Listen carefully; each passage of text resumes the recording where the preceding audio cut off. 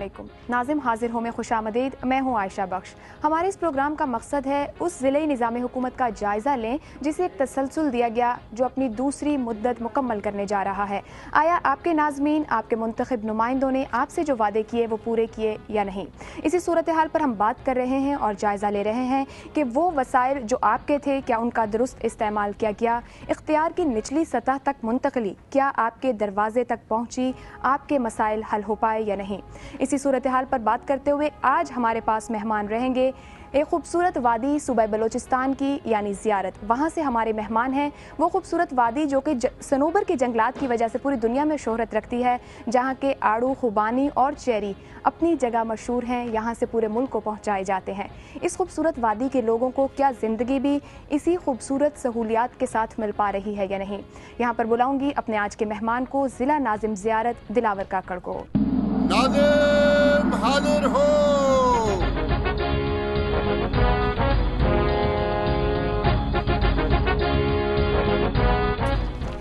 आज हमारे साथ मौजूद हैं ज़िला नाज़िम ज़ियारत दिलावर काकड़। दिलावर काकड़ साहब, बहुत शुक्रिया, एक तो आपने वक्त निकाला हमारे प्रोग्राम के लिए, और हम भी आपसे जानना चाहेंगे कि ज़िला ज़ियारत एक खूबसूरत वादी है, उसको कितनी सहूलियात आप अपने वक्त में दे सके। पहला सवाल आपसे यही रहेगा कि वो कौन से मसाइल थे जो आपको मिले जब आपने ज़िला नाज़िम का ओहदा संभाला और आपने समझा कि इन्हें सबसे पहले हल करना ज़रूरी है।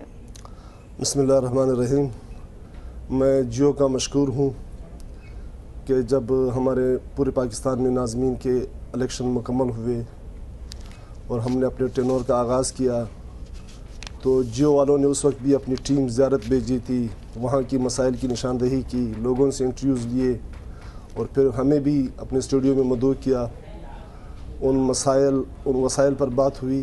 तो आज जब कि इस 4 साला दौर निज़ामत का इख्तिताम हो रहा है और जियो ने एक बार फिर हमें यहाँ अपने स्टूडियो में हाज़िर होने का मौका दिया।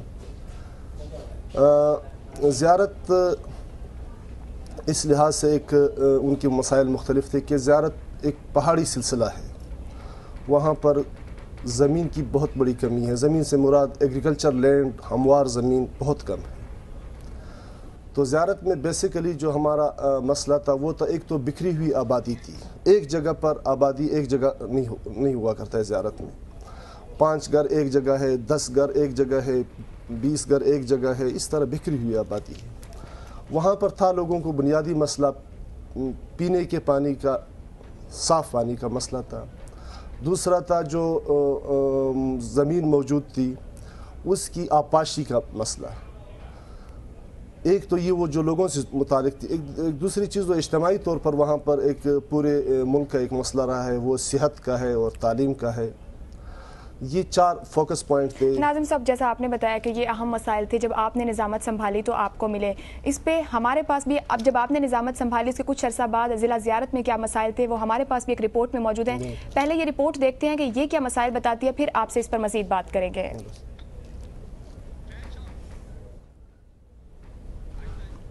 ज़िला ज़ियारत कोयटा से 133 किलोमीटर के फासले पर वाक़े है। 80,000 से ज़ायद आबादी का ये ज़िला सतह समंदर से 2449 मीटर बुलंद है। ज़ियारत के अवाम को सेहत की सहूलतें फ़राहम करने के लिए डिस्ट्रिक्ट अस्पताल की इमारत तो मौजूद है मगर ये ज़रूरी सहूलतों से महरूम है, जबकि डिस्पेंसरीज़ और बेसिक हेल्थ यूनिट्स की इमारतें खस्ता हालत में हैं। लोगों को शिकायत है कि डिस्ट्रिक्ट अस्पताल में तिब्बी अमला अक्सर गैर हाज़िर रहता है। न कोई ऑपरेशन थिएटर है, न कोई लेडीज़ डॉक्टर है, न कोई जेंट्स डॉक्टर है। पुरफ़ज़ा मकाम होने के बायस ज़ियारत को अहम सयाहती मरकज़ की हैसियत हासिल है, लेकिन सयाहों को सहूलतें हासिल नहीं हैं। यहाँ के लोग पानी जैसी बुनियादी ज़रूरत से भी महरूम हैं और पानी ख़रीद कर पीने पर मजबूर हैं। इलाके में पानी का बहुत मसला है। मैं खुद शहर में रहता हूँ, बहुत किल्लत है पानी की। हुकूमत से हमारी दरख्वास्त है कि यह मसला फौरी हल करे। तो वो मसला हल आज तक मेरे ख्याल 1 घूंट भी पानी भी यहाँ से लोगों ने मतलब इस्तेमाल में नहीं लाया। ज़ियारत के अक्सर लोगों को शिकायत है कि पहली ज़िले हुकूमत के 4 साल मुकम्मल होने और मौजूदा ज़िले हुकूमत को 1 साल से ज़ायद का अरसा गुजरने के बावजूद ज़िले हेडक्वार्टर में निकासी आब का मसला जूं का तूं है। शहर में सफाई का मुअस्सिर निज़ाम न होने के बायस जगह जगह कचरे के ढेर नज़र आते हैं। ضلع کے اکثر تعلیمی اداروں میں کلاس رومز، لیبارٹریز اور اساتذہ کی کمی کا سامنا ہے۔ کئی اسکول بنیادی سہولتوں سے محروم ہیں۔ ہم لوگ کا اسکول میں پانی نہیں ہے بچوں کے لیے، اسکول میں کوئی نہ ٹینکی ہے، نہ کوئی کنواں ہے، واٹر پہ کوئی چیز بھی نہیں ہے۔ موسم سرما کے دوران زیارت میں کئی فٹ برف پڑتی ہے، جس کے باعث گرد و نواح کے علاقوں کو جانے والی سڑکیں بند ہو جاتی ہیں۔ مقامی انتظامیہ کے پاس ان سڑکوں کو کھولنے کے لیے ضروری مشینری دستیاب نہیں ہے۔ یہ وہ مسائل تھے جب آپ نے نظامت سنبھالی، اس کے 1 سال بعد وہاں موجود تھے ضلع زیارت میں۔ پانی کا بھی آپ نے خود ذکر کیا کہ بہت بڑا اور بنیادی مسئلہ، اگر صاف پانی نہ فراہم کیا جائے تو زندگی کی باقی سہولیات دی بھی جائیں تو بہت سے مسائل ساتھ رہ جاتے ہیں۔ آپ نے پانی کا مسئلہ حل کرنے کے لیے اب کیا کام کیا ہے؟ کیا اس وقت تمام گھروں کو پانی پہنچایا جا رہا ہے، صاف پانی کی فراہمی ہے؟ میں نے پوری کوشش کی کہ اپنی پوری دیانت کے ساتھ جو لوگوں کی امانت میرے پاس ہے، اپنے وسائل کے مطابق اندر رہتے ہیں، جو ہمارے پاس جو سورسز موجود تھے، جو وسائل موجود تھے۔ ہمیں ایک دفعہ فیڈرل گورنمنٹ نے اس وقت کی جب حکومت تھی، انہوں نے آپ نے کیا پانی کا کوئی منصوبہ شروع کیا؟ میں آپ کو بتا رہا ہوں، 10 کروڑ روپے ہمیں دیے گئے تھے۔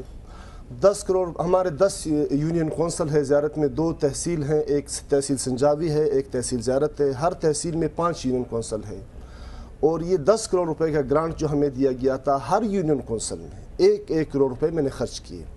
اس 1 کروڑ روپے میں بیسیکلی چیز ناظم صاحب، آپ نے 1 کروڑ روپے کہاں خرچ کیے؟ جو ہمارے پاس رپورٹس آئی ہیں اس کے مطابق تحصیل سنجاوی کو تو بہت نظر انداز کیا گیا ہے، اور ہینڈ پمپ سے لوگوں کے گھروں میں، جو دیہی علاقے ہیں، لوگ وہاں سے پانی لیتے ہیں، چشموں سے پانی آتا ہے، جو ارد گرد کا آپ کا علاقہ ہے وہاں کوئی پانی پہنچانے کا انتظام نہیں کیا گیا ہے۔ میں نے ہر گاؤں جو ہر یونین کونسل میں 1 کروڑ روپے خرچ کیے۔ پرائرٹی تھا پینے کی صاف پانی، دوسری پرائرٹی تھی آبپاشی، تیسری پرائرٹی تھی ایجوکیشن، چوتھی تھی ہیلتھ کیونکہ تھوڑے وسائل۔ ناظم صاحب پہلے پانی پہ آئیں، پہلے پانی کی بات کریں۔ پانی پہ ہم نے ہر گاؤں کے اندر ایک ٹیوب ویل ہم نے چھوٹے ٹیوب ویل ہم نے نکالے، کیونکہ وہاں پر پانی کی 1000 ڈیپتھ میں پانی ہے، گہرائی میں پانی ہوتی ہے۔ جو ہمارے پاس سورسز تھے کہ ہم صرف لوگوں کو پینے کی پانی دے سکتے، چھوٹے چھوٹے ٹیوب ویلز ہم نے نکالے، اس پر ہم نے ڈیزل کے انجن لگوائے، جانا بہت مشکل کام ہے کہ پانی لینے جائیں۔ لوگوں کے دروازوں تک پانی آیا کیا؟ بالکل، ان کے گھروں تک آپ نے پائپیں ڈالی پانی کو؟ کیا منصوبہ آپ نے شروع کیا جس کے ذریعے پانی لوگوں کے گھروں تک پہنچا؟ تو یہی منصوبے تھے۔ میں نے کہا کہ ہم نے چھوٹے ٹیوب ویل لگائے، واٹر ریزروائر بنوائے، ٹینکس بنوائے، اس پر ڈیزل کے انجن لگوائے، کیونکہ وہاں پر ہر گاؤں میں ابھی بجلی تو میرے اختیار میں نہیں تھا۔ مجھے جو وسائل دیا گیا تھا 10 کروڑ روپے ایک دفعہ ملے، جو میں نے ناظم صاحب وسائل کی کمی نہیں ہے، وسائل بہت دیے گئے ہیں، یہ نہیں ہم کہہ سکتے کہ وسائل اس ضلعی نظام کو نہیں دیے گئے، وسائل بہت دیے گئے ہیں۔ ہمارے پاس جو رپورٹ ہے اس کے مطابق فنڈز کا صحیح استعمال نہیں کیا گیا، فنڈز ضرور دیے گئے ہیں۔ تحصیل سنجاوی جو ہے اس کو بہت نظر انداز کیا گیا ہے، زیارت کو پھر بھی کچھ زیادہ وہاں پہ ڈیولپمنٹ کیا، لیکن سنجاوی میں کوئی ڈیولپمنٹ نہیں ہوئی ہے۔ وہاں پانی کا آپ نے کیا نظام بنایا؟ میں آپ کو بتاتا چلوں کہ جو 10 کروڑ روپے ہمارے پاس آئے تھے، وہ تقریباً ہمارے 18 کونسلز کے ممبر تھے، ہم نے باہمی مشاورت سے یہ پیسے تقسیم کیے۔ یونین کونسل کے ناظمین لوگوں تک پہنچائے، یونین کونسل کے ناظمین اور کونسلروں نے اسکیمات کی نشاندہی کی، اس کی ہم نے منظوری دی۔ اس کو اگینسٹ پیسے جو ہمارے ایگزیکٹو ایجنسیاں ہوتی ہے، پبلک ہیلتھ ہے، اریگیشن ہے، ٹی ایم ایز ہیں، BNR ہے، ان کے تھرو یہ پیسے جہاں جن اسکیم کی نشاندہی کی تھی وہ بنا دیے گئے ہیں، اور یہ آن دا ریکارڈ رہے گا انشاءاللہ تعالیٰ کہ زیارت میں جب وسائل آتے تھے اس وقت اس کا کس طرح استعمال ہوتا تھا، اس 4 سالہ دور میں اس کا کس طرح استعمال ہوا ہے، یہ میرا ناظم صاحب آپ نے صحت کی بات کی، صحت کے لیے کیا کام کیا گیا آپ کی طرف سے؟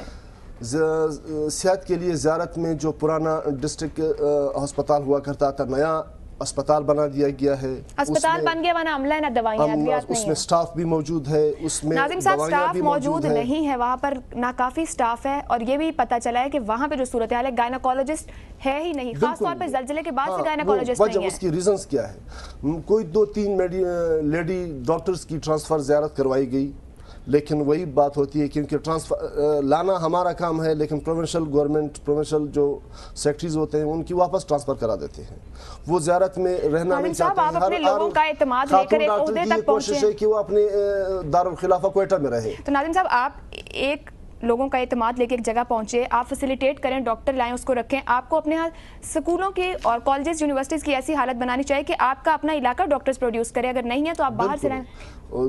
हमारे ज़ियारत में तकरीबन कोई 15-20 की, यही तो मुश्किल है मोहतरमा, कहना तो बड़ा आसान है। अगर लोगों में खिदमत का जज्बा होता, कुर्बानी का जज्बा था, हमारे यही डॉक्टर अगर अपनी मर्ज़ी से अपनी पोस्टिंग ज़ियारत में कराते। नाज़िम साहब, इसका मतलब है कि इस निज़ाम ने आपके लिए मुश्किलात खड़ी की, आपके लिए आसानी का बायस नहीं बना कुछ? मैं एक वजाहत से कहता, मैं आपसे वजाहत लूँगी और ये भी जानेंगे कि इस वक्त वहाँ ज़िला ज़ियारत की क्या सूरत हाल है। एक और रिपोर्ट हम अपने नाज़रीन को दिखाएंगे जिसमें आपको ये बताएंगे कि नाज़िम साहब का ये कहना है कि पानी पहुँचा दिया गया है, ट्यूबवेल बनाए गए हैं। इस वक्त ज़िला ज़ियारत की क्या सूरत हाल है, वहाँ के लोग क्या कहते हैं तमाम सूरत हाल पर, इससे आपको आगाह करेंगे, लेकिन एक मुख्तसर ब्रेक के बाद।